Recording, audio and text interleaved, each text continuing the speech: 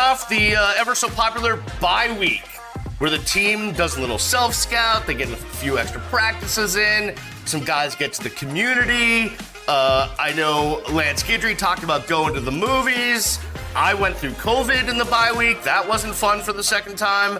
I just want to make sure you took care of your business during the bye week. Yeah, bye week, get some things done. Got a trip out of town to Orlando. Got a chance to watch Gus Malzahn lose a game. He was winning 35-10, and today he got a big extension. So congratulations to Gus Malzahn on his extension.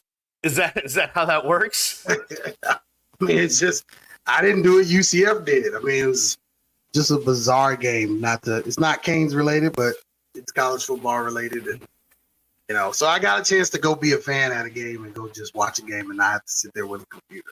Yeah, you know what? Sometimes we need that though, right? We need to remember we're fans and get to a game, get to any kind of game where you can just feel like, hey, I could be in the stands and watch some football. Well, a guy said to me, one of the guys that I know, a friend of mine, he said, "Man, football season comes and it goes so fast." I said, "Yeah, and it's even worse when you feel like you got to produce content around everything that absolutely happens instead of just getting a chance to watch the games and possibly tailgate and enjoy some of the festivities before games, and instead you're worrying about getting to the press box and eating pulled pork for the 50th time." So shout out to everybody in the Miami media department. Yeah, or the chicken fajitas without the chicken. We got lots of wraps. We got lots of bell peppers and onions. Yep. And lots of beans, but no chicken. No chicken. But chickenless fajita. Yeah, but you're always, what I like about you? Yeah. You are a man that knows what he wants. You just go right down to concessions and make it happen every day. Listen, I make the pass by the media food, and if it's the same thing we've had 110 times, I'll just head out to the club level and get myself a chicken sandwich or something, It's almost like they say to themselves. Shout out to Alex, by the way. Alex used to be a longtime Kane media staffer. Alex Schwartz moving on to Tennessee. We're gonna miss him, man. He's one of the best. He's going to Tennessee. Okay. Yeah. At least he's getting an opportunity to stay in the biz. So we go in there, and I feel like someone in the back has like a bet going. How long can we serve them pulled pork sandwiches before they just say, you know what, we're going to write? And like whoever has like 100 and bajillion days, they're winning the pool right now. Right. It's been about 5 years. Listen, we need to get to this team in football, but one last thing on this, and I've been meaning to discuss this with someone or whoever's paying attention, but whenever you make a trip, whenever you go on the road to cover this team, whether it's North Carolina, Georgia Tech, whatever stadium you go to, they always have that staple, so you feel like you're in that city. Like when I go up to cover the Boston College game later this year, they're going to have clam chowder in the press box, because when you go to Boston, you think clam chowder, or as us Bostonians say, chowder. So I wonder why the University of Miami can't be like, you know what, all these people come in from out of town to watch the Miami Hurricanes. Let's have like some Miami-style food, some Cuban sandwiches or whatever, stone crabs or Cuban whatever. Cuban coffee would be amazing. Cuban coffee, whatever it is. Had to watch. Yeah, exactly. Yeah, so like this year. This year it's been great. Let's make that press box food, like cuisine, like a staple of what Miami is to showcase that, and I think that would be pretty cool. Anyways, that's neither here nor there. Yeah, well, true. Let's get to this football team. Everybody in Miami media. Yeah, we love them, man. Cam and everybody, Those guys Josh are good and dudes. They are. They're not caterers. They're not caterers. There are not. Let's get to this football team. Watched all the media stuff that they had this week, and obviously in the bye week they self-scout, right? Which means they go and watch the film of the first 4 games. What did we do right? What did we do wrong? What are our tendencies? What are other teams picking up on? And what I wanted to ask you is, from your point of view of watching the team so far this year, if you were watching this team, what do you think are a couple of areas that they need to work on that other teams are looking at and saying, let me look at that? You know what could really slow this team down without a whole lot of fanfare? Double covering Xavier Restrepo on third down. almost every time he gets the ball. And not to say you'll be in very many third down situations this week against Georgia Tech, but that's one thing. Throwing out the bubble. I mean, we do a lot of that on offense, but I would be willing to bet, just based on what I've seen out of Shannon Dawson so far, I would be willing to bet we've only been introduced to his offense. I am thinking to myself, he knows he's getting some of his best defenders back on defense. He knows he's had a bye week to kind of sort of figure out who because, I mean, in all fairness, he wasn't here last year. He didn't know who his dogs were. He didn't know who his dependable guys are. You know, he now knows there's some, you know, sort of catch issues with a couple of the elite guys on this team. There have been some tendencies to drop a few balls. You know what I mean? And he understands how important Mark Fletcher is to this offense because it was a different run game.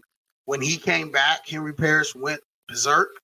Don Chaney's been solid. He may say, I need to find ways to get CJ into the game at running back. He looks really good in some of the time he had. So I want to give Shannon Dawson a bye week to show me more. But what he's shown me up so far is I can get through the first half of my season or the first quarter of my season, and I can go undefeated, and I can put up darn near 40 points a game doing it. And with very little help from my defense as far as turning the ball over, other than, you know, just creating, you know, punts and things like that. But I'm in a situation where I'm good. I'm good for 35 coming off the bus. You got to love that. But in the way of self-scouting, throwing the bubble screen, throwing the Restrepo on that third down, that critical third down, punt, security, bobbling punts, muffing punts. Those are some of the self-scouting pieces, vulnerable somewhat on special teams. There's some special teams potential that you can exploit. And I think these are all fair, you know, because we don't, this is the real ones, man. We don't put on orange and green sunglasses over here. We don't do that because that's what gets you beat, thinking you're better than you are. And I think, you know, there have been some penalties that have been very untimely, hadn't hurt Miami yet. There have been some big time mismanagement of games as far as like calling timeouts, as far as like just basic game, you know, management awareness. And I think these are all fair things to say. There's not much to criticize, but there's enough. There's enough to bite your teeth into. And yeah, that's what I feel like they probably addressed somewhat. Speaking of penalties, Mario was not happy with the amount of penalties they've had this week or this year. They're 79th in the country in penalty yardage. So that's not a good stat. They've definitely hurt themselves with some penalties. And Mario is point blank. He said, listen, man, don't ask me about they're just being aggressive. And those penalties are okay. He said, no penalties okay. We got to be smarter. We got to do a better job on that. They've given up like 275 yards in penalty yards. So it's definitely something they have to fix. Another thing I think they need to work on, but this comes with personnel, is using the tight end in the offense. I think you're going to get Arroyo back possibly this week. He's going to provide something extra on that position. Riley's getting better, hopefully there. But, you know, and maybe I like the ninth year guy they have out there. Yeah, Cam McCormick, man, getting that ninth year. McCormick. Yeah, and he's a rumbler and a tumbler and a big dude. But, you know, listen, I'm a Miami guy through and through. I'm going back to the days of Saeed Tucker, for God's sake. Meanwhile, you know, Bubba and Greg Olson and Jimmy Graham and you know, Jeremy Shockey and all the tight ends that have rolled through Miami, it's always been a part of this offense. So I kind of miss it. I'd like to get it going. So there's that. But you can't get it going if you don't have the personnel. I mean, but that's what I'm saying is if you get Arroyo back and you get Riley moving up, okay, maybe that gives you some options. And you do most of the driving and you ask most of the questions. What is the obsession with Arroyo? Like the guy had one or two good games, and they weren't games that were like in doubt. It's hoping and praying, my man. It's hoping and praying, wishing on a star, hoping he could be the one. That's what it is, man. He ain't the one. He's been here like 4 years. Come on, why you gotta just rain all over my parade like that? No, this is real one. This is the real ones. I want to stop talking about guys for once in this program who have not contributed enough to be. I'm not gonna waste podcasts. Is it not possible that this guy could bloom and flourish? It's possible that every tight end on our roster could bloom and flourish. How many tight ends have developed in the last 5 years that didn't come in super highly rated and did what they needed to do? Brevin Jordan, Will Mallory didn't develop. He had a great freshman season and he was forgettable for the next 3. Those are facts. Now, injuries played a part, but did he develop here? No. Brevin Jordan went through injuries too. Yeah, I mean, they've gotten hit in the injury bug with tight ends. And I'm not saying, because injuries are different. I mean, and Will had some serious ones. Yeah, no doubt. What he was as a freshman was legit. Do we know if he ever played healthy? I don't know. They say he's doing well in the pros. I haven't really followed it. But my point is, at that position, we have not had even Brevin Jordan, who was fair at the position, was overhyped based on what he produced. Give me a new Joker who nobody knew about, who came in and he dominated. Give me a Chris, I can't think of his last name. He wore 23 early in the golden era, who did, a very good job. Give me a Clive. Guy, let's go all the way back to Walford, Clive, Walford days. Give me You know what I mean? Like, give me some dudes that are gonna win you some games. That's what I want. I'm saying I don't count Elijah out yet. I think he might be one of those guys. Isn't this like year 4 or 5 for him? Whatever, man. Any day now. It's gonna happen. All right, I'll root for you. Why do I feel like I'm gonna get a look on Saturday in the press box? Listen. You do it to me on Tyler Van Dyke. I know. You still out there calling the boy a system quarterback. He's a great air raid quarterback. Yes, he is. Goodness gracious me. Oh, yes. I still love you, buddy. It's he's it's a okay. Heisman Trophy candidate. What do you want from me? Oh, okay. Yeah. He's doing well. It's 4-0. There's nothing to be upset about. We played Georgia Tech. They lost to Bowling Green. It's going to be a good weekend. We should be able to sit back, relax, and kick up our feet. Hopefully nothing exciting happens. Whoa. Slow your roll, homeboy. Georgia Tech just come off a win against Wake Forest, one that we did not think was going to happen. So let's wind back a little bit. You didn't see the game last week? Listen, man, I'm just telling you, any given Saturday, anything can happen. All right, we got a guest coming on.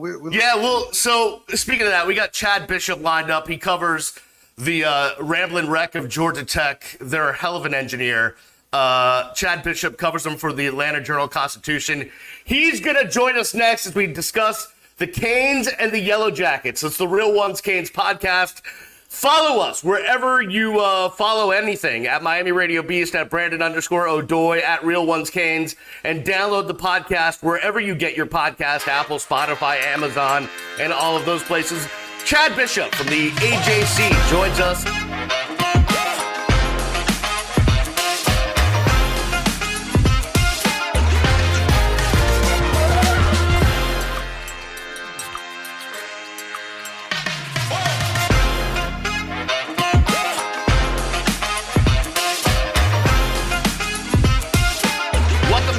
Ones Canes podcast. I'm the Beast, Brian London, alongside Brandon O'Doy. Now we bring in from Atlanta. He covers Georgia Tech for the Atlanta Journal-Constitution. He is Chad Bishop. You can follow him on X at Mr. Chad Bishop because he's distinguished like that. And evidently won every writing award that's ever been known to man. So it's just an honor for us to be here. Chad, thank you for joining us. And let's talk about this Georgia Tech team that's coming in to face Miami this weekend. Up and down, kind of trying to find their way. How would you talk about the personality of this Georgia Tech team that's coming in this weekend? Yeah, that's a good point. I think it's still yet to be defined. I think we'll find out a lot about the personality and the identity of Tech on Saturday. I heard you guys earlier talking about the loss to Bowling Green. Do they come out Saturday in Miami and let that one loss turn into two? or do they sort of, reverse their fortunes and play very, very well and play to the level that Miami's been playing? I know the type of team that they want to be under Brent Key. They want to be physical. They want to dominate the line of scrimmage. It's very similar to what Mario Cristobal has built down there in Miami. I mean, he and Brent Key worked at Alabama together. They're former offensive linemen that hoard a lot of the same values in what they're trying to build. Obviously, Mario is a little bit further along than Brent Key is, but it's been inconsistent so far for Brent Key, not only last year as the interim guy and this year so far. They've played some good football. The problem is it's just been in spurts and has not been consistent to this point. One thing that we saw with this team that happened that you don't usually see happening with really successful teams, which is a coordinator change in the middle of a season. And Georgia Tech has done that. Talk about that move and what that has done with the program. Yeah, it was a curious weekend for sure. For some context, Andrew Thacker came in with Jeff Collins of the previous staff, and he was retained by Brent Key in January. He was on the previous staff. Brent Key became head coach. He kept Andrew Thacker as defensive coordinator. I think some of that was due to Georgia Tech playing relatively well on defense toward the end of the year last year. They beat some good teams. They played some good games defensively. So coming into this year, it was Andrew Thacker's defense, and it has just not lived up to their expectations. They had a really good secondary coming back, a lot of depth on the defensive front, and brought in some high-level transfers at linebacker, and the bottom really fell out against Bowling Green. I mean, they were dominated every which way. They got up 14-0 and then allowed 38 unanswered points to Bowling Green. A lot of that was just 10 third-down conversions, 5 of 5 in the red zone by Bowling Green. It looked like Georgia Tech was out of position a lot, missing a lot of tackles. The effort was a little bit questionable. Brent Key said it was not a knee-jerk reaction. There was a lot of build-up to this. The Louisville game, the Ole Miss game, the Bowling Green game, the defense did not play great. The Wake Forest win kind of looks like an anomaly right now for this season for this team. So, yeah, it was interesting that they went ahead and made that move because they have a bye week coming up, and you might think, well, let's wait till the bye week, halfway through the season, maybe we'll reassess. On the flip side of that coin, right, like, time is money. You got to win football games if you want to make the postseason, and you're playing a really good offense in Miami. So maybe this lights a fire under the defense, maybe a new voice, maybe some new personnel mixed in and out can help this Georgia Tech defense. We'll see if it happens. You talk, Chad, about the defense. I heard you mention transfers. We know this Georgia Tech team has done very well in the portal.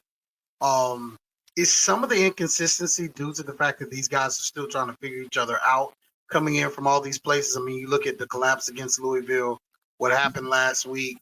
We obviously don't know who this team is. I mean, we know that they are, good at times and they're really bad at times, but maybe there's some cohesiveness issues potentially.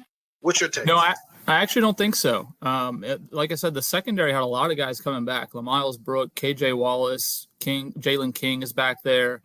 Guys who have made plays for a few years for this Tech defense. And then on front, you have Zeke Biggers. Kyle Kennard had 4 sacks against Wake Forest. He's a veteran along that front side of the line. The linebacker core is really the one that's sort of weak and brought in some transfers. But I haven't really seen, really outside of the Louisville game where maybe there was some communication issues in that first game. Since then, I really haven't seen that. I don't feel that there aren't as many transfers on the defensive side as there are on the offensive side. There's a lot of guys back on that defensive unit from years past, especially in the secondary. So I don't think there's any confusion. I don't think it's a bunch of different guys coming from a bunch of different systems and not understanding where they're supposed to be and when they're supposed to be there. It's just been a matter of poor execution and maybe not a lot of confidence that the right plays are being run. Chad Bishop joining us from the Atlanta Journal-Constitution, does a great job of covering Georgia Tech. Follow him on X at Mr. Chad Bishop. The quarterback, a transfer in from Texas A&M, Mario Cristobal had a lot of great things to say about Haynes King.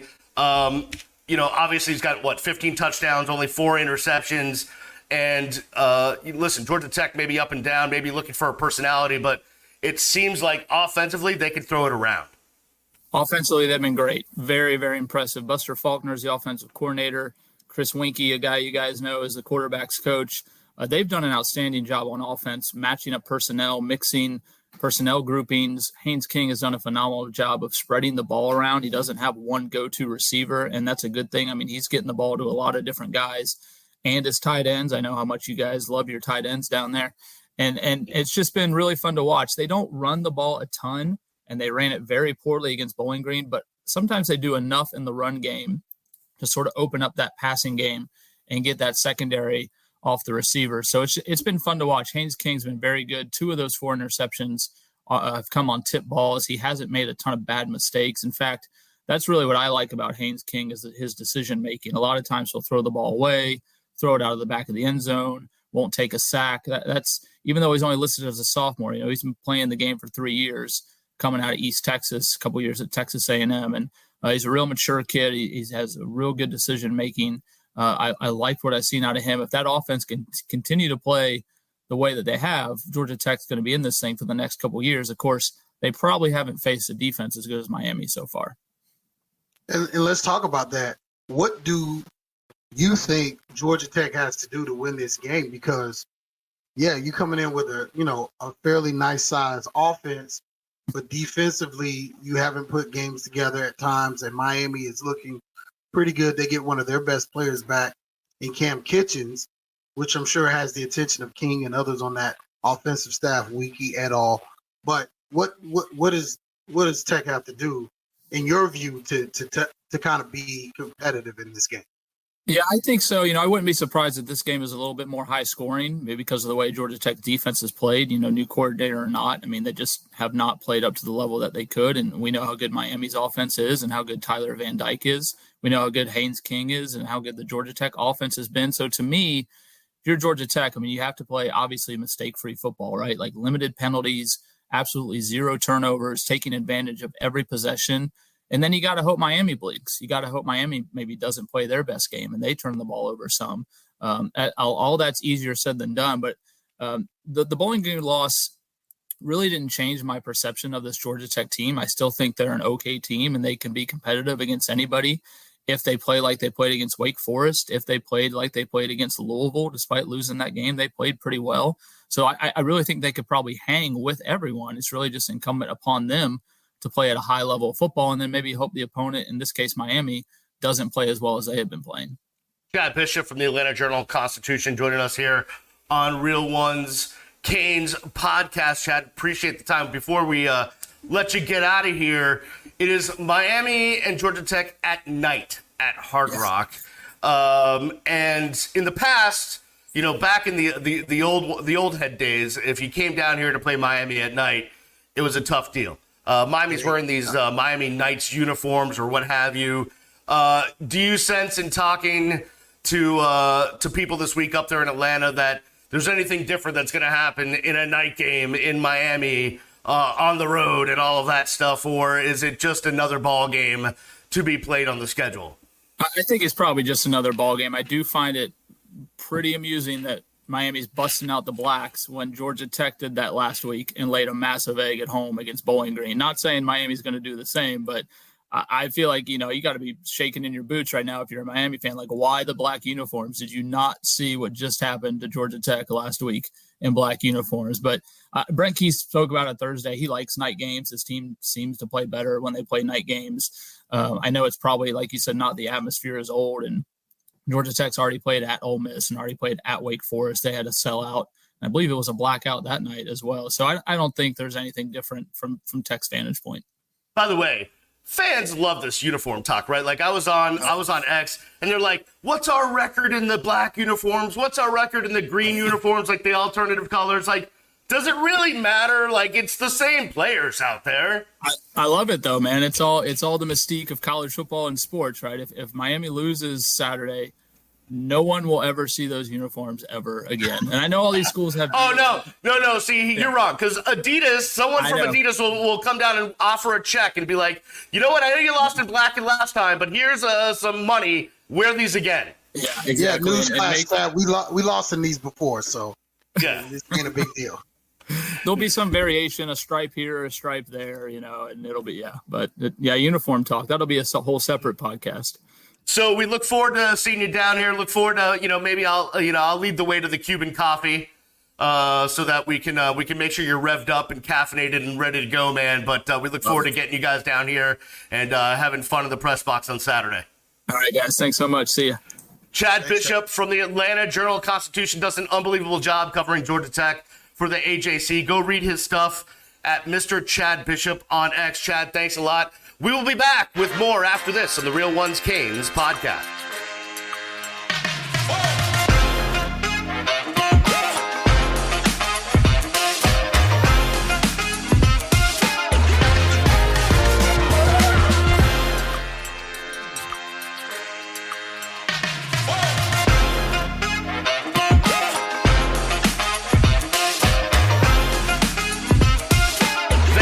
Chad Bishop from the AJC for joining us last segment. Great breakdown of what Georgia Tech's got going on, up and down, beating Wake Forest, losing to Bowling Green. So we'll see. It seems like Georgia Tech is like a box of chocolates. You just don't know what you're going to get as they roll into Miami for a Miami Knights Classic coming your way Saturday night from Hard Rock Stadium, and we will be there. Follow us at Real Ones Canes for all of the breakdown during the game. But Brandon, one thing I wanted to talk about, we're getting Kam Kinchens back this week. Yeah. He went through a scary deal, right? Had to be airlifted, the whole thing. Mario didn't want to really talk about his injury. Right. Cam didn't want to talk about his specific injury. It doesn't really matter. He's back now. Obviously, it was a process to get him back. He did go with the team to Temple, made that road trip, got a chance to watch that game from the sideline. But now he's back. No question, he is a leader with this team on the field, but off the field as well.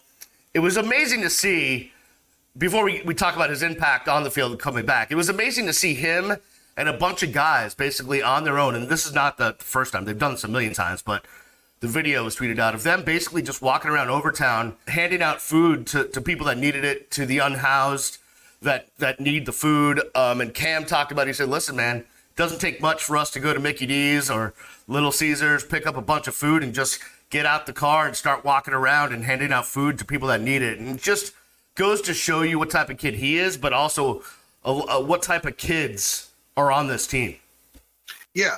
Hey, you talk about a program culture, a player-led team. This is all we heard during media day this past offseason. And, Kam Kinchens is a big part of that. And a lot of what he means to this Hurricane team is being encapsulated in that activity right there. Just leading his guys in a way that just says, you know what, I am setting the tone and the tenor for what type of individuals and what type of players we're going to be. Just because we're hard-nosed on the field doesn't mean we can't be soft and compassionate about the Overtown community. And Cam is a guy that's from Miami, and this is the special thing you can do when you stay home and play.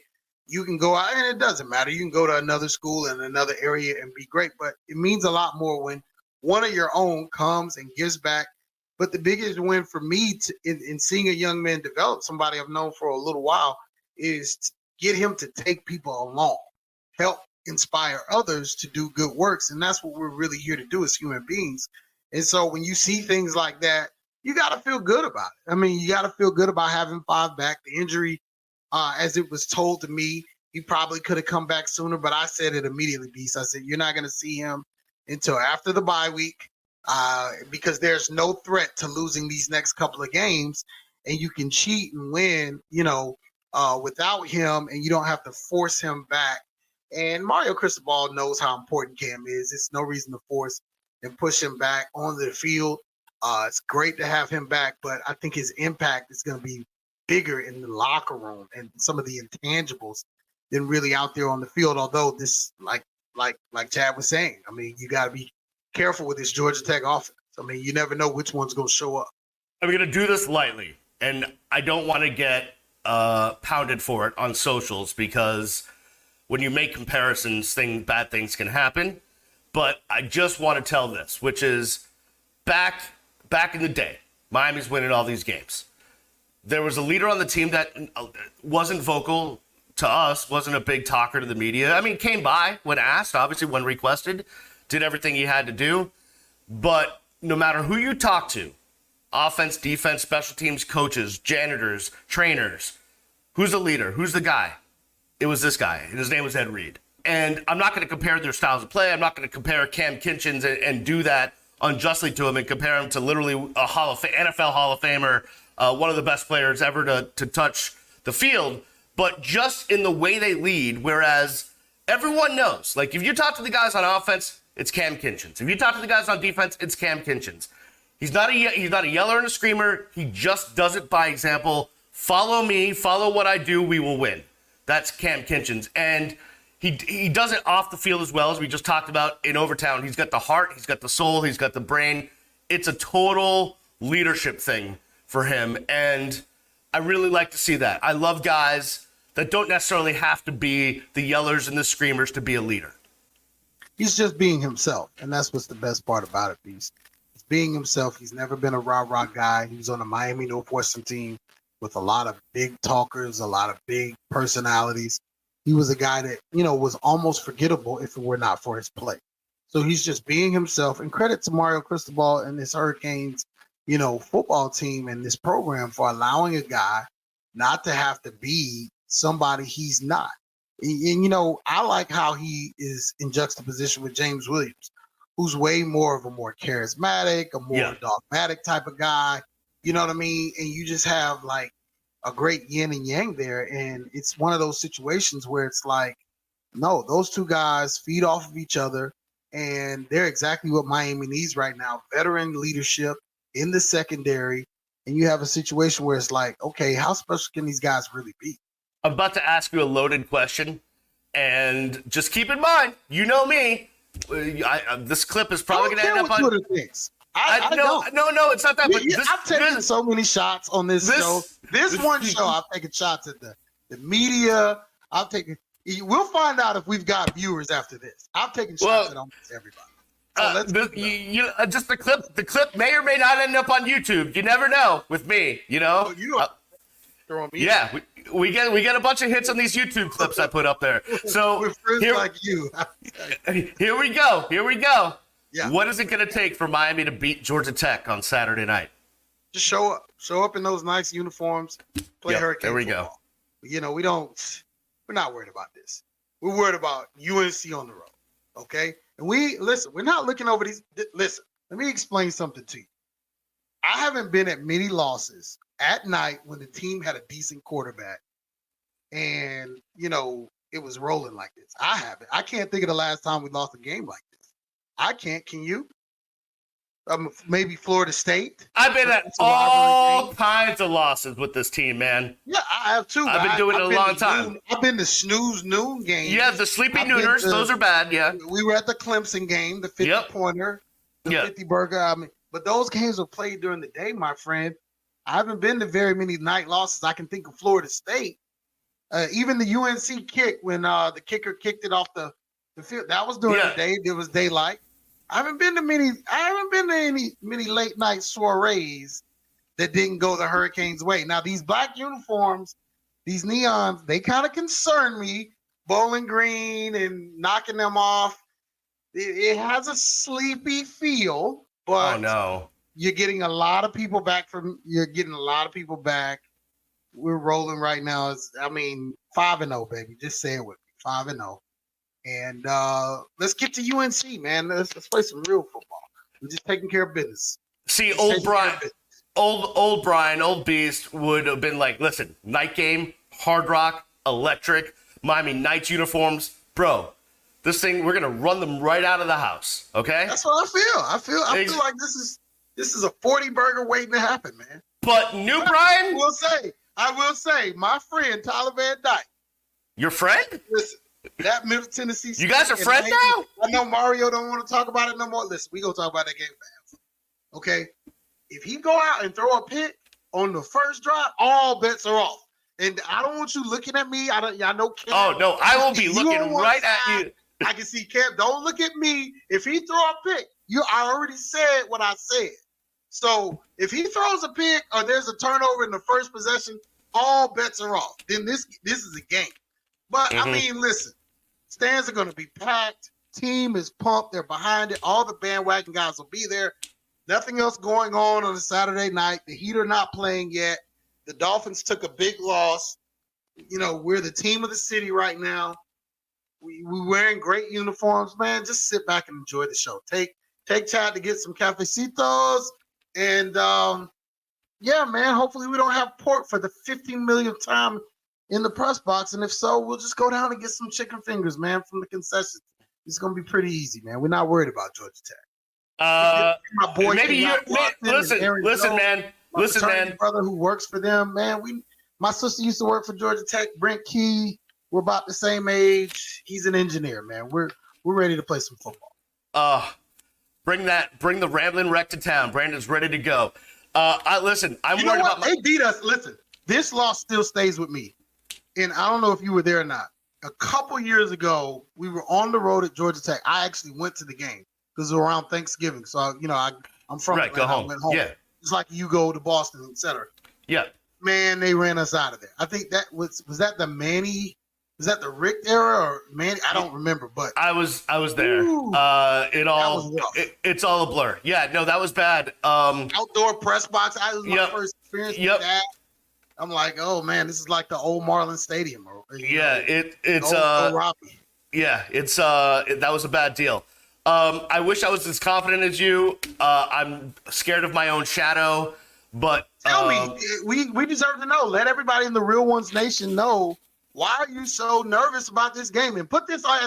I'm nervous about every game. I'm nervous about title of the segment. Beast is nervous about 3-2 Georgia Tech coming to town to play a night game when we got a Heisman candidate and we're rolling.